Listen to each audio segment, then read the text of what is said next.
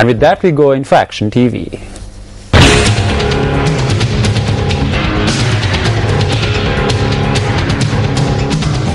Circular number 14 of 2012, issued by the then Education Secretary, preventing students from exercising their right to transfer from one national school to another, has been withdrawn prior to its implementation.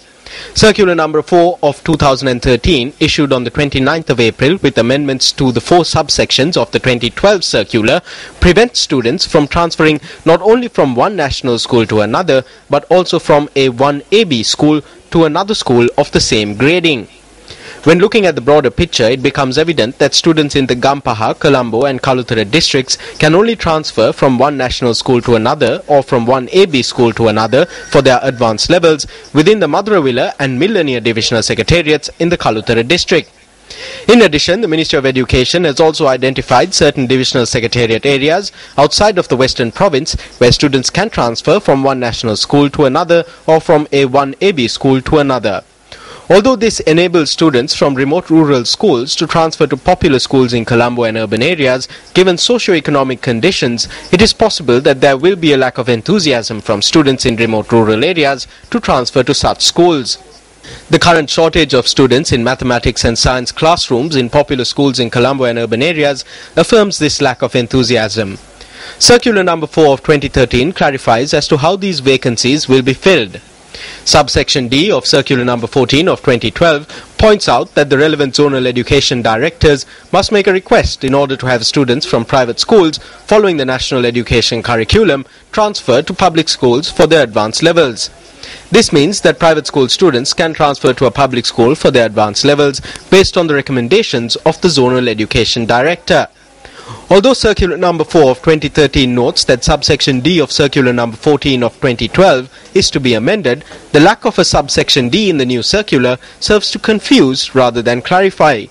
However, at a media briefing convened yesterday, the subject minister expressed these views. If some schools do not have the necessary facilities, then we must commit to our responsibility to see that the child receives more opportunity at a school with better facilities. This is why this circular has been issued. The Supreme Court will give a correct decision on this. We must bow to the decision of the Supreme Court.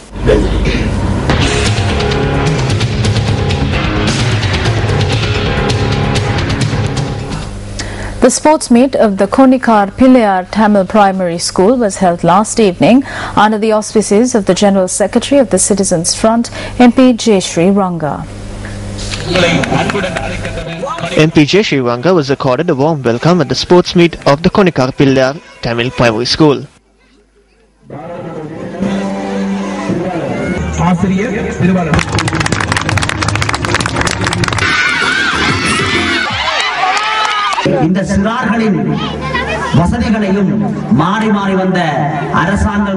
Politicians who are elected from time to time take away the facilities that have been provided to these school children. This school did not have its own sports ground. These children do not have shoes to wear. They do not have school equipment, books, bags or anything else. They don't even have proper teachers. The issues that the politicians and industrialists have is, if education is provided to these children, who is going to pluck tea leaves for them? There are Tamil politicians too among those elected from time to time. However, the education in the hill country is deteriorating. MP J. Ranga also presented awards to the winners in the games.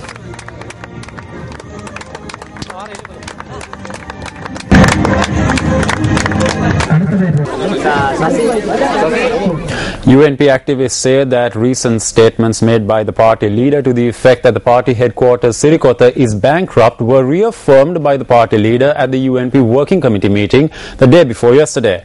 Amila Ruwan, a member of the Biyagama Pradeshya Sabha, says that the party leader Ranil Wickramasinghe had said at the working committee meeting that a sum of 5,000 rupees each should be charged from the UNP's parliamentarians, working committee members, provincial councillors and local government representatives, pointing out that the allowance granted to a Pradeshya Sabha member representing the working committee is also 5,000 rupees. Amila Ruwan questions as to how such a local government representative can pay a sum of 5,000 rupees. On the 7th of this month, the present leader of the United National Party, Ranil Wickremesinghe, said that the party headquarters Sirikota has not received due funds. On several occasions, senior officials in the party had made statements to the effect that massive sums of money had been collected by the party from party members and other factions. Funds were collected for the reconstruction of the party headquarters Sirikota and through the recruitment of new members. However, prior to this, parliamentarian Palitha Range Bandara charged that there were no audit reports into the funds that had been collected. Active public representatives in the party say that the party leader's statement at the working committee meeting that funds should be collected again from the party's public representatives and working committee members raises the question as to what fate has befallen the party's funds. They say that this situation affirms that the party headquarters Sirikota has become bankrupt in the face of the current party leader.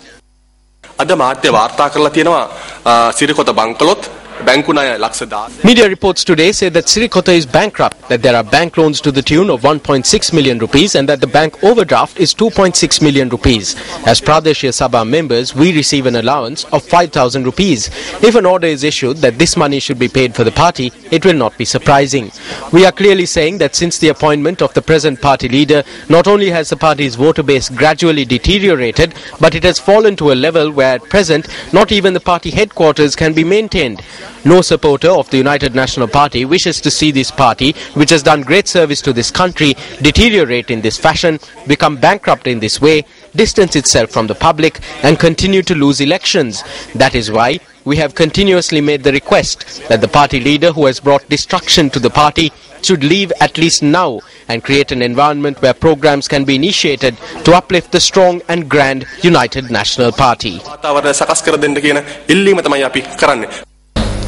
The Janatha Vimukti Peramuna organised a protest against the increased electricity tariffs opposite the Migode economic zone. Politburo member of the JVP, Parliamentarian Sunil Handunetti, expressed these views.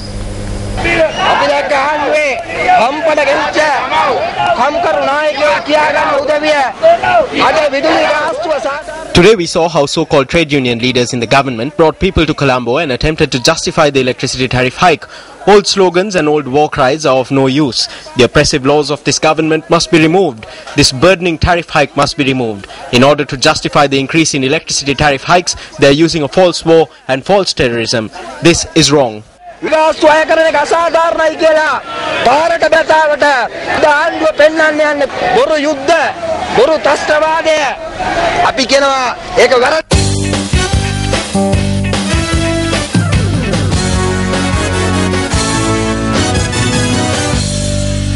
In action from the Sri Lanka Cricket President's Trophy Triangular Series, a century from Dimuth Karunaratne guided the Sri Lanka combined team to a 7-wicket victory over Sri Lanka A in Pallekele today. Batting first, the Sri Lanka A team were bowled out for 211 runs in 48.4 overs. The Sri Lanka combined team reached the target with no major incident in 40 overs and 5 deliveries. Ashan Priyanjana top scored for the Sri Lanka A team with 51 runs, while Udarajaya Sundara contributed with 32. Sachitra Serasinghe was the pick of the combined team bowlers with figures of 3 for 34. Dimuth Karunaratne smashed away 12 fours and a 6 in his unbeaten 109 for the Sri Lanka combined team, while Mahela Udavatta also contributed with 40. Sachitra Serasinghe was not out on 29. The evolution and disappearance of foamy bubbles are governed by linked mathematical equations that two Berkeley researchers say could be utilized in the manufacture of foams such as those used in bicycle helmets. The two mathematicians have illustrated their findings in style with a computer-generated video depicting bubble mathematics in motion. We leave you tonight with this mesmerizing footage. Good night.